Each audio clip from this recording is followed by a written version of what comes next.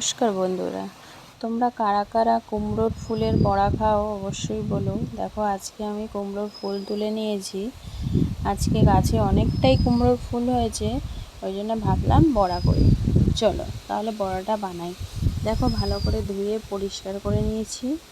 নিয়ে একটা বাটিতে বেসন নিয়ে নিলাম, নুন নিয়ে নিয়েছি, আর একটু কালো জিরে, জিরের গুঁড়ো, লঙ্কার গুঁড়ো আর হলুদের গুঁড়ো। সিম্পলি বানাবো, বাস জল দিয়ে ব্যাটারটা গুলে নেব। আগে ছোটোবেলায় খেতাম, ঠাকুমা বানিয়ে দিত।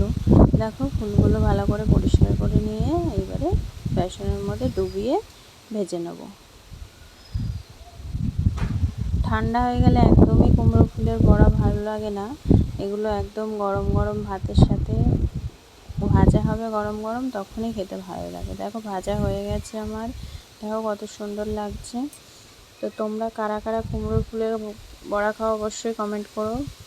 চলো তোমাদের তাহলে খেয়ে দেখাই। গরম গরম ভাতের সাথে দারুণ লাগবে। ঠান্ডা হয়ে গেলে ভালো লাগবে না, যে যখন ভাত খাবে তখন তাকে ভেজে দেবো।